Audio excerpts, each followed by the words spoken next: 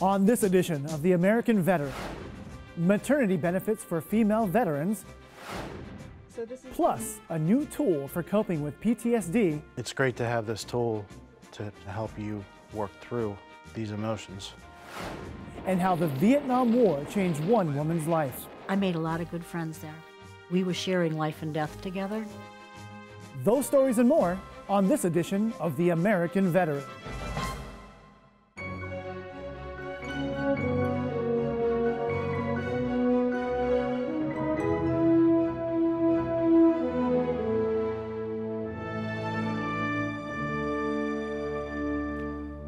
Welcome to The American Veteran. I'm Jose Llamas, a Marine Corps veteran. We are here at the Defense Media Activities Studio in Fort Meade, Maryland. With me is our guest host, Army Specialist Andrew Videkovich. Welcome. Hey, thank you for having me. It's an honor to have you with us today. Hey, thank you.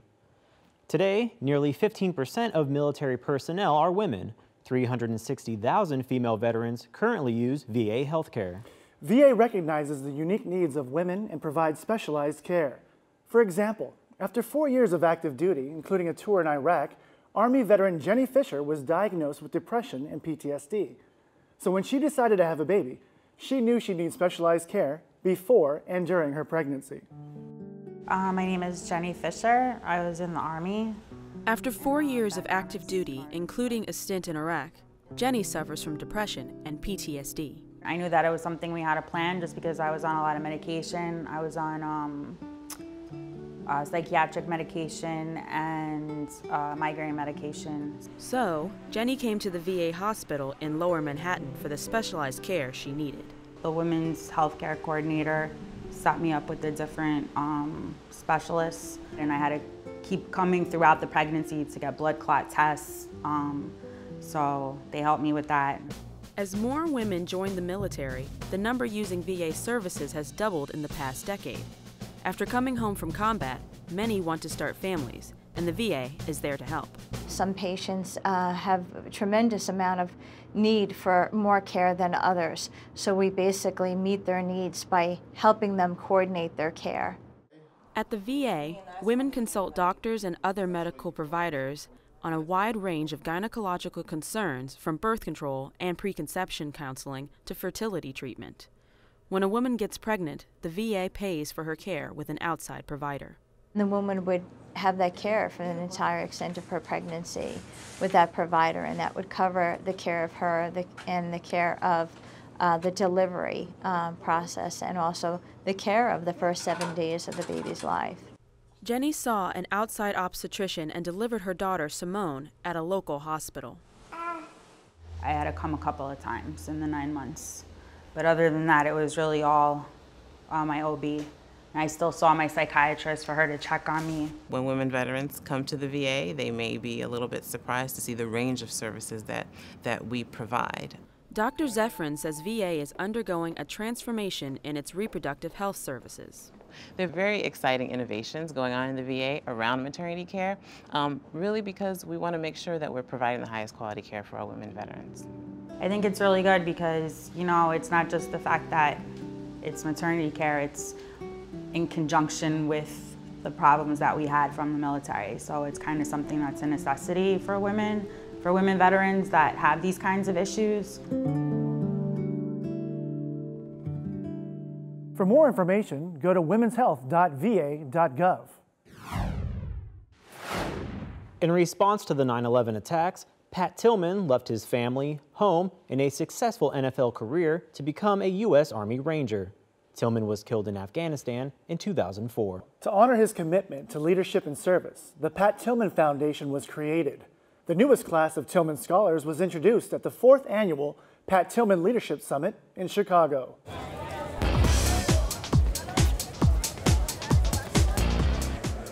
More than 150 new and former Tillman military scholars gathered at the Chicago Summit to exchange ideas, network, and share their military and educational experiences with leaders from government, business, and the military. The purpose of that is to bring them together, give them an opportunity to connect with one another since they are across the country, and also to provide more programming for them, speakers that come in and talk about career development and leadership and an opportunity to network to help them with that next step when they're out of school and looking for work. And I think that was the first time I really understood that this was so much more than a scholarship, but rather a network and a community building effort and a way to interact with other very inspiring persons, but most specifically other veterans that were helping their communities. Since 2008, the Pat Tillman Foundation has invested in veterans and their spouses through educational scholarships.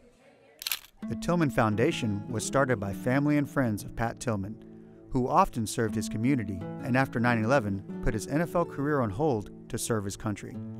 He served tours in Iraq and Afghanistan before being killed in 2004. The generation that carried on the war has been set apart by its experience.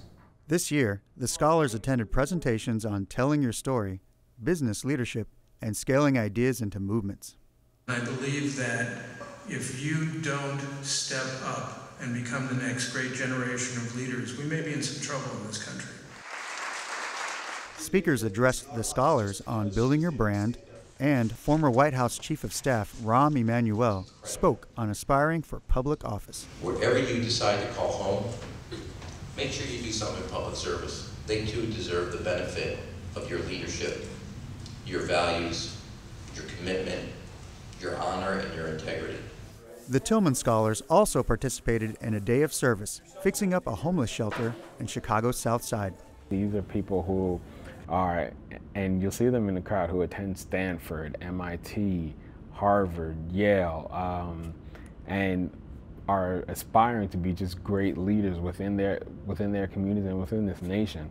So building that network and meeting those people and just kind of contributing to that network, whatever I bring to the table, is what I had expected, and within these past 2 days I've done that.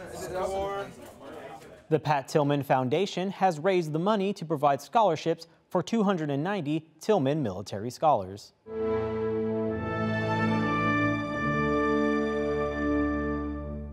Not only is technology redefining the modern battlefield, it's also redefining how service members, veterans, and others live with post-traumatic stress disorder. Patricia Helmick suffers from PTSD. Although she's under a therapist's care, there are times when her symptoms are triggered when she's on her own. When that happens, she turns to her smartphone and clicks on an app. And I'll be like sad or hopeless or worried and anxious, pick one of those categories, and then I just click on it and it gives me a tool to use to help get me out of that mood and get me raring to go. So this is the... Patricia is using the PTSD Coach app, jointly developed by the VA and the DoD. When we spoke to veterans to ask them what they would like their phone to do for them, if their phone could help them with PTSD, they said, I want something that will help me in the moment when I'm in distress or have been triggered or I'm really struggling. The PTSD Coach was developed with 4 main components: education about PTSD, a self-assessment tool to track symptoms, coping tools to help veterans get through difficult moments, and a crisis button that immediately calls 911 or the Veterans Crisis Line.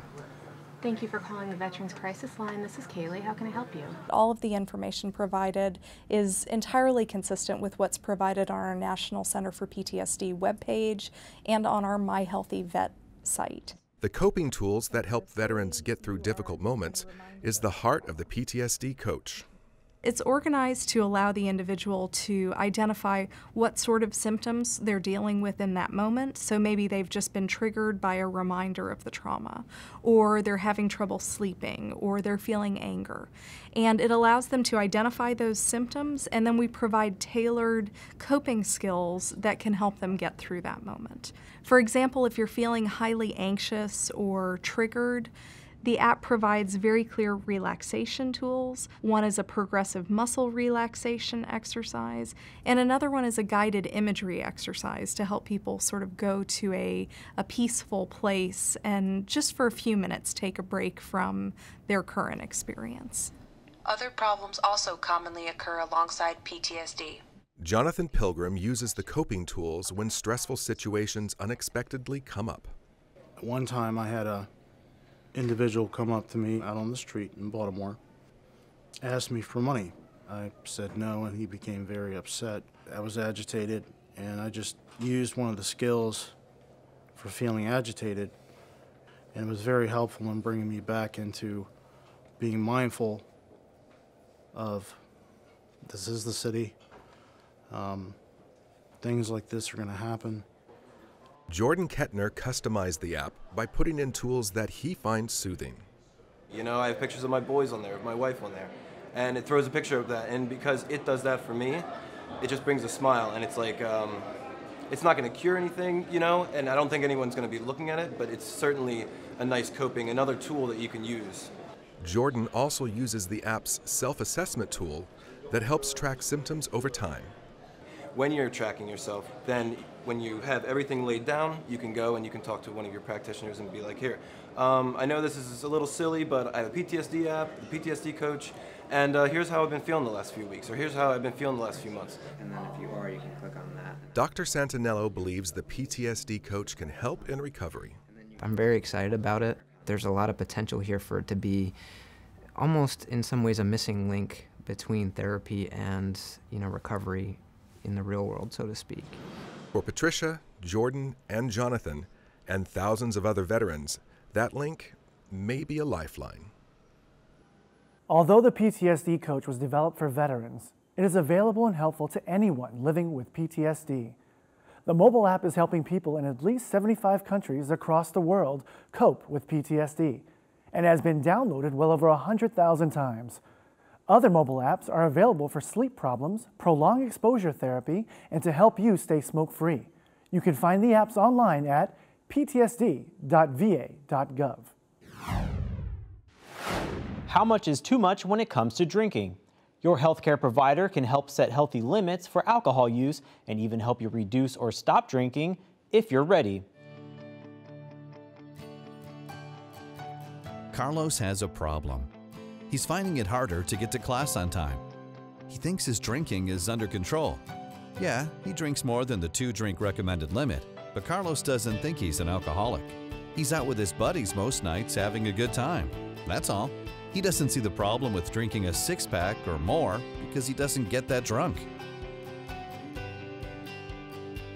But why does he feel lousy the day after drinking? Carlos completed a checkup of his alcohol use when he went in for a physical, and he talked to his doctor about his concerns. His doctor told him that Carlos is drinking more than the healthy limit. Then he asked Carlos if he had any reasons to change. Carlos hadn't thought about that. Change? Why would I want to change? Well, I am tired of feeling lousy and sleeping in. I need to get my grades up, which means getting to class on time and staying awake. I can do that if I just drink less. I can still hang with the guys and have a drink or two. So Carlos found his reasons for limiting his alcohol consumption. He doesn't want to quit altogether, and that's all right. Cutting down is an important step, and he made the decision before it got him into more trouble. Best of all, Carlos is feeling better every day.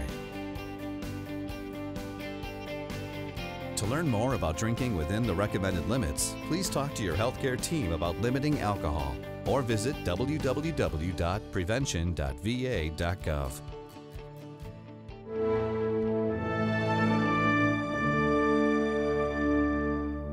Women have served with or in the military since the American Revolution. Many of those women served as nurses and saw the worst of battle. Marcia Four was 22 and a recent nursing school graduate. She joined the Army in 1969 and deployed to Vietnam. She describes that year and how her service changed so many lives, including her own. The fighting raged through jungles, across rubber plantations. While I was in nurses training, the war in Vietnam was a very faraway place. During my training, we received visits from several recruiting officers. They needed to find nurses to fill the slots in Vietnam, in the hospitals in Vietnam. And I thought, well, you know, how bad could Vietnam be for nurses? We worked in the hospital. In 1969, I got a call and found that I had orders for Vietnam. And I remember, you know, my mother being so upset about it and my father saying, June, what did you expect? There's a war and she's in the military. What did you expect? We landed down near Saigon and got ready to disembark from the plane. Off to the side were all the guys who were going to get on the plane I just got off of. They were screaming, crying. They were stripping their clothes off. They were in ecstasy that they were leaving. And that was the first time I became afraid. Surgical intensive care was a very hectic place. There were times they were coming in so fast, nobody was really sure what the name of the patient was. Emergency rooms here in this country never could have prepared us for what we saw. That never leaves you.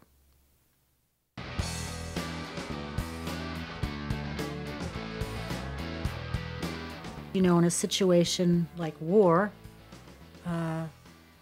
you have to find an outlet for something.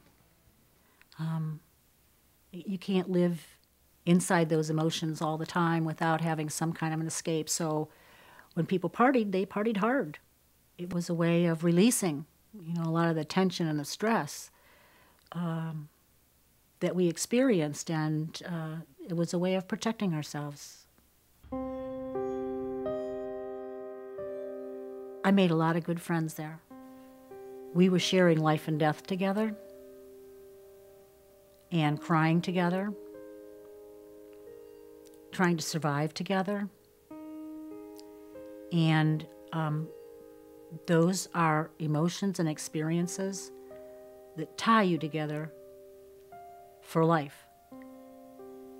I was a real good nurse, and I knew what I was doing, and I did a good job. And I had corpsmen, obviously, that served with me on the unit. We respected each other, and we had a very good working relationship. The guys that I served with were very protective, but I wasn't real sure of it when I left my compound, because it's pretty overwhelming to leave home, so to speak, and go out in the town and you're the only woman and there are 10,000 guys around you. There was a lot of sexual tension. We were the only, what they used to call round eyes around. I look at the time in Vietnam and I can't say, oh yeah, this day was bad. They were all bad days. Certainly as a nurse you help people, but I look back on my life and I think, that whole year I had been in Vietnam, how many lives did what I did affect, you know? It's a very good feeling to know that in the end, you feel like you've given something of your life. You know, I can be proud. I think my children can be proud. When I came home was in 1970, so I was 23 years old. You lived a life over there that was totally different from here. I hadn't driven in a year. I hadn't eaten off plates. It was just different, and I spent a lot of time in my room, actually, isolated from the rest of the family.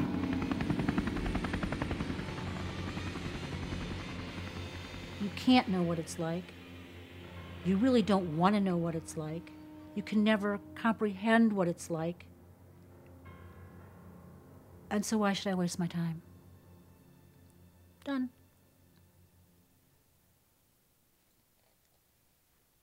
Didn't really talk about it anymore.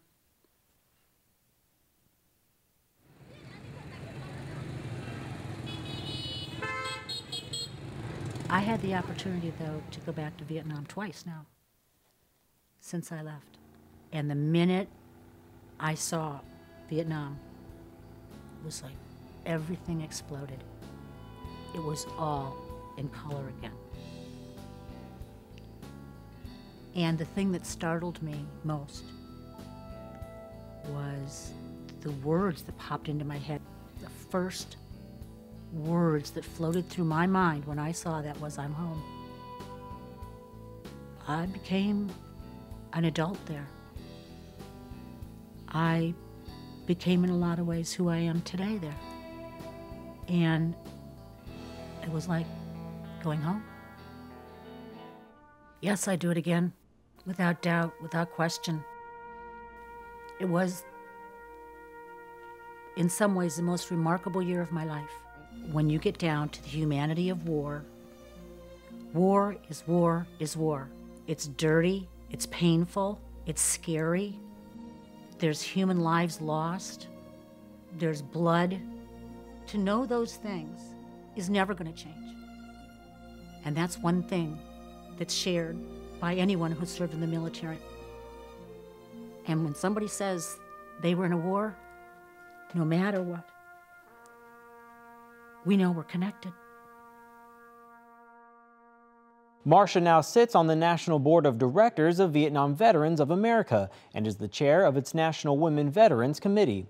She has devoted the past 24 years advocating for veterans. She was recently honored by the White House as a champion of change for women veterans and veterans in transition. And finally, more than 600 athletes gathered in Tampa, Florida recently for the largest annual wheelchair sports event in the world. Sponsored by VA and Paralyzed Veterans of America, you'll see the competition was fierce, but the camaraderie was the big winner. 3, 2, 1, go! Hand cycling was the kickoff event at the 33rd National Veterans Wheelchair Games in Tampa, Florida. 74 participants pumped and pushed themselves as they competed in a 5 or 10K. Some veterans were there for the love of the competition, others to challenge themselves, and some first-timers just for the fun of it. This is how we get better. I think the best way to physically, mentally get better. For 5 days, athletes from 46 states, Puerto Rico, and Great Britain pushed themselves and redefined their capabilities in 18 different sports, including field events, softball, and rugby.